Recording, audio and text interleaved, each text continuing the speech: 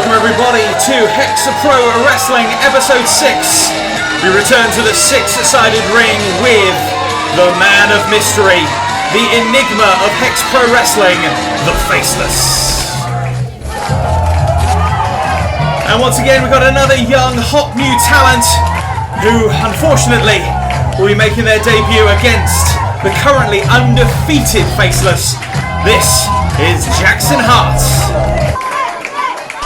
And you've got to feel sorry for Jackson Hart here, who is getting mauled straight away by the Faceless. I don't think the bell's even rung properly yet.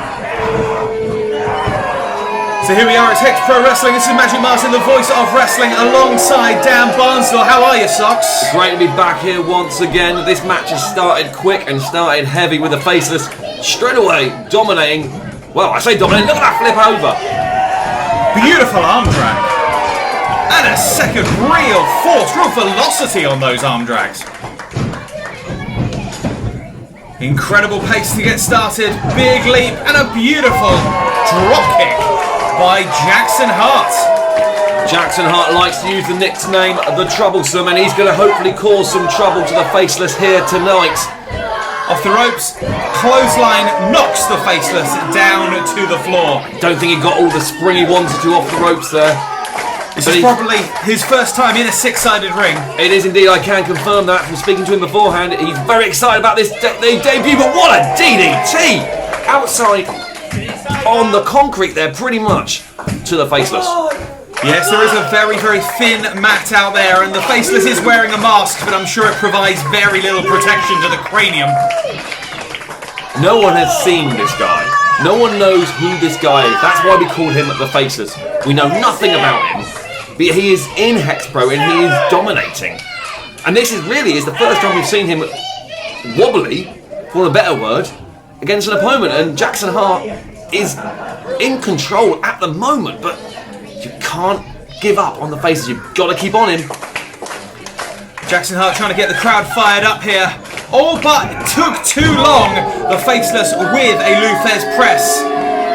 Once again back in control. If there is one complaint or one weakness to the Faceless, it does seem to be the crowd. He is easily distracted by the crowd and is affected by their boos. And you saw there him looking at them, almost taunting them, wanting them to react to him. The Faceless is something of a creature of fear, and I think when the crowd are booing him, they're not fearing him, they're showing him disdain. And I think what he really wants is to come out here. He's wrapped in these strange bandages, these tendril-like appendages. He wants to show fear in the crowd. He wants to be a force of nature. Look, man, I've been in the ring with this guy. I've stood next to him. He is scary. Just his aura scares me. I do not want to be in the ring with him any time at all. And Jackson Hart now is feeling that fear as well, I'm sure, right now. Straight to the leg. Oh, it looks like he's torn off one of the tendrils. He's got one of those rags, and he is now choking out Jackson Hart. The referee's not in a decent position to see what he's doing there. The referee looks like he's showing a bit of apprehension to try to take away the tendrils, take away the bandages, going back to the throat of Jackson Hart. The face is not being discreet about that at all, right in the referee's face. Almost taunting the referee to take it off him. Oh, that's the reason why it was great. The referee was distracted with the other cloth, the tendrils as you called it. So you use another one. It's funny, he's a man of mystery. We know nothing about him, but clearly he is a very experienced wrestler. He knows what he's doing in that ring, and he knows how to work the referee to his advantage. Who is this masked man? Hooks him up. We've seen this before. Elevated backdrop from the sky. Oh, that is just pain personified. Launched him into the air, almost all the way back to Milton Keynes, where Jackson Hart comes from.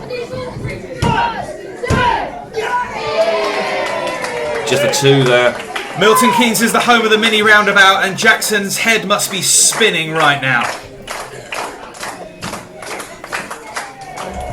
Oh, what is going on here? He's setting up. He's stamping down on the red right foot. He's looking for victim number 5, and no!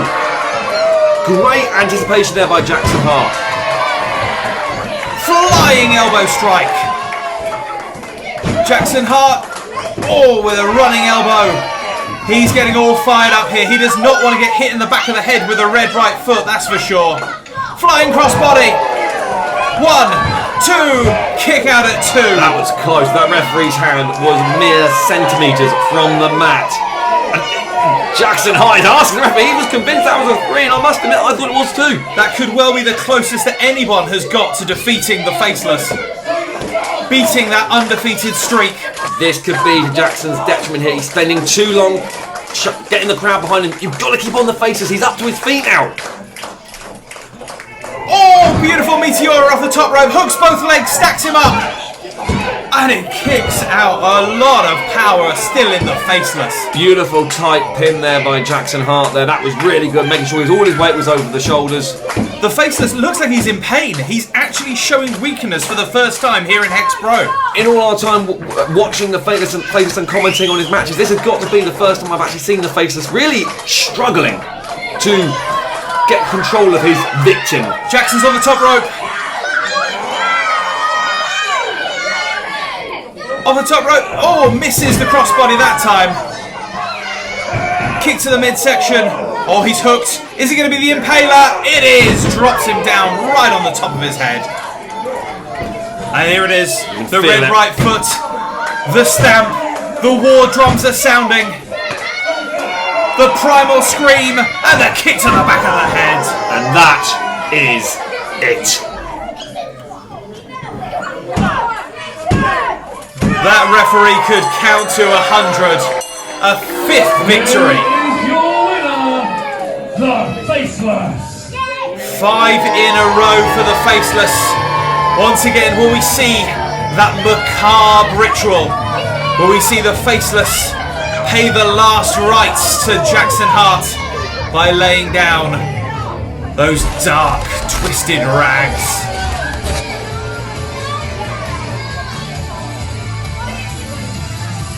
Jackson Hart. The following contest is a tables match.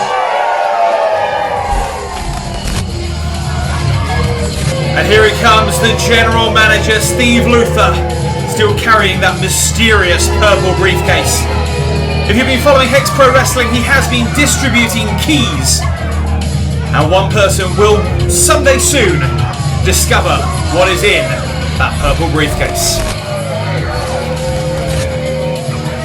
He has been making some friends here backstage, but none of them are in the crowd.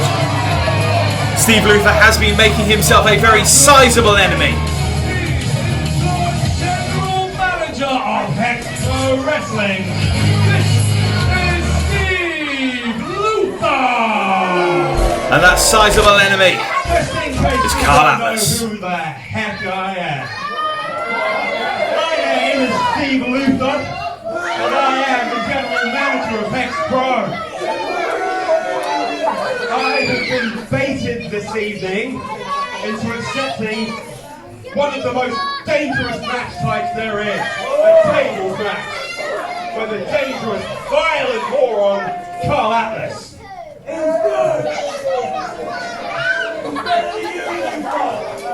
Tonight, Karl Atlas is going to find out that I am the mastermind. Tonight, Karl Atlas goes through a table. And introducing his opponent.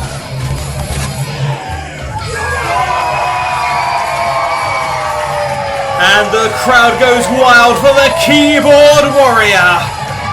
Here he comes, the South Coast hardcore icon himself, Karl Atlas. Making his way to the ring, it's the keyboard warrior.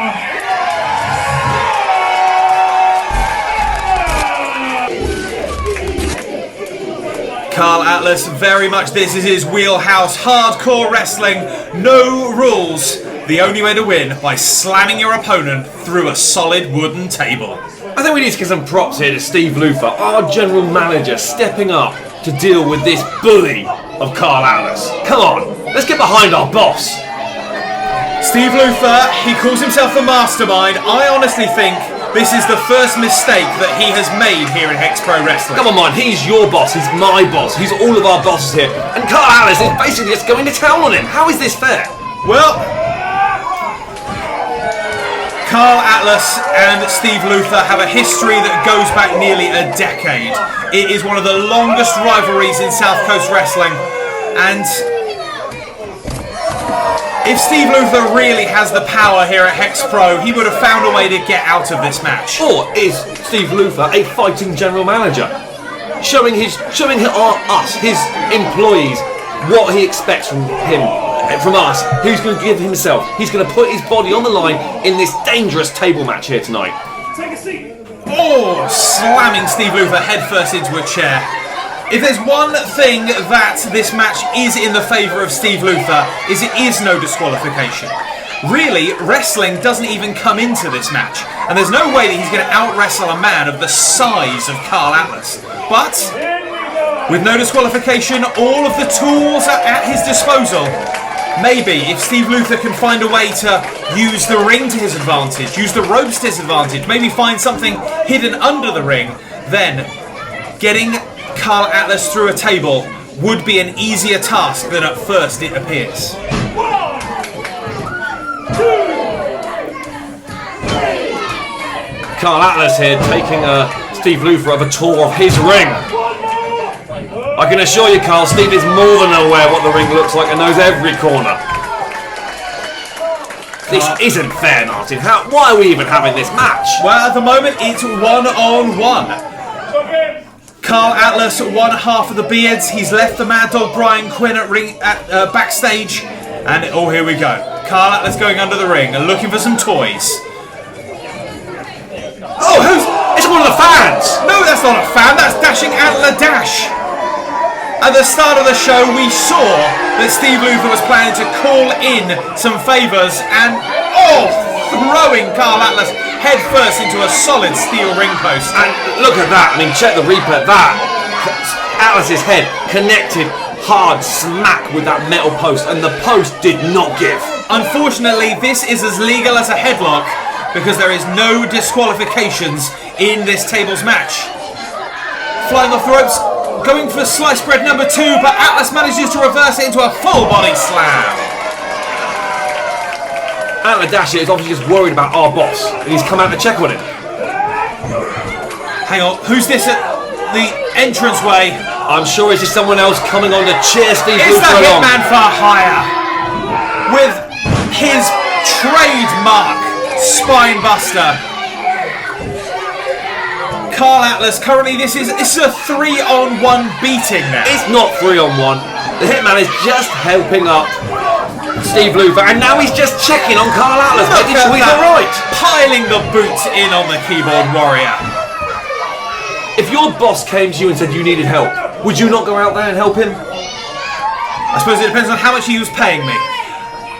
Hitman for Hire and Steve Luthor, double Irish whip, off the ropes, into the corner.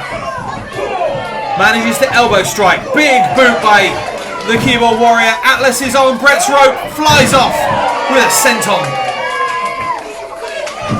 How fair is this? Karl Atlas beating up on the Hitman for Hire. He's already had one match. Karl Atlas throws the Hitman to the outside, but Steve Luthor with a flurry of offense, laying in with those elbow strikes. And now we're seeing an angry Steve Luthor. One of the best DDTs in the business. A DDT's all well and good. You've got Karl Atlas flat on his back, but that is not going to win you this match. You need to get him up, and you need to slam him through a table. We haven't even seen a table yet. Steve Luthor is a wrestler. He's a trained wrestler. He may now be in the management style, he may be wearing the suits, but he is a trained wrestler. He doesn't need tables to beat Karl Atlas. Putting him in a tables match is actually an affront to Steve Luthor. Big power out into the corner. Atlas is going up. And the crowd are going wild for a series of strikes. And And the 10th strike. Who's this? Oh, it's the Bruiser. It's Samuel Jacobs with a very high German suplex, dropping Karl Atlas on the back of his neck. And a flying senton into the corner. Cannonball. There are so many people just want to come out and check on Karl Atlas after that headshot to the post, making sure he's alright. How thick is Steve Luthor's pocketbook to be able to hire this many guns to take down Karl Atlas? It's as thick as it needs to be. Look at these three great friends of Steve coming out to cheer him on in this victory over Karl Atlas. Look at Steve Luthor in the corner, taking time to put his feet up, have a cup of tea, while his hired goons pile on the offense on Karl Atlas. Martin, when you're wrestling, you've got to take the breath whenever you can. You've got to get breath back in your body, relax, and make sure you've got the full strength behind you. Look, Steve Luthor's pretty much won here. He's celebrating already. He's taking a rest on the Bruiser's shoulders. But Karl Atlas is back on his feet. A super kick to the Bruiser takes down all the men, falling like skittles. That's not fair. The Bruiser goes to the outside. Karl Atlas is standing tall. I think it's time. Oh no. I thought it was time to get the tables, but I think it's time to call in the heavy artillery. Watch out! It's like a jumbo jet flying at you. Everybody is down. Bodies are everywhere. And for the first time in the match, it is an even playing field. Atlas is under the ring. Oh no, we don't need to see this. We certainly need to see this. It's in the title of the match. Atlas, get the tables. Someone wake Steve Luthor up. Ah, there you go. Samuel Jacobs just checking on him there. I do believe Samuel Jacobs himself was going for his own table. Or he's got something. Oh no, it's a chair. It's a steel chair. Oh, Atlas through the table. Ring the bell. And that is a knockout win. Cracking him in the head with a steel chair straight through the table. And Steve Luthor stands tall. Your winner, Steve Luthor. Unbelievable. Steve Luthor with his hired guns. Conspicuous by his absence is Dan McGee. Maybe he's not invited to the pizza party. Dan McGee wasn't needed. Look at that, Steve Luthor victorious. And he did it all by himself. All by himself and a little help from his friends. Who put Karl Atlas through the table? Steve Luthor. Who won the match? Steve Luthor.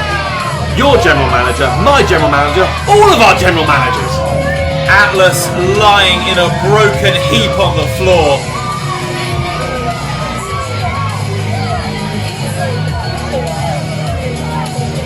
Atlas is out. And now the celebration can begin.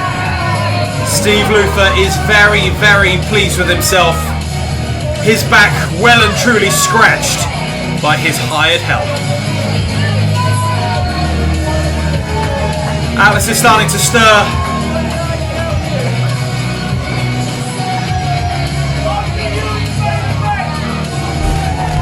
What an incredible main event here at Hex Pro Wrestling, Episode 6.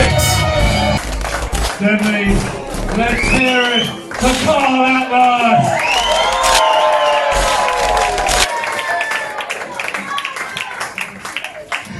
How many of it did it take in the end? 4! 4! Yeah. Took 4 guys to put me down. I'm sorry. This ain't over though. Luthor! I know you can hear me! You are nothing but a cheater! Thank you for joining us for Episode 6. Don't forget to like and subscribe, and be sure to check out Hex Pro Wrestling's social media for announcements about our next live events. Tune in to Episode 7, where we get to see the epic tag team match from Night 1 of our October Weekender, with Dan McGee and Samuel Jacobs facing Rob Lias and Ziggy Strange.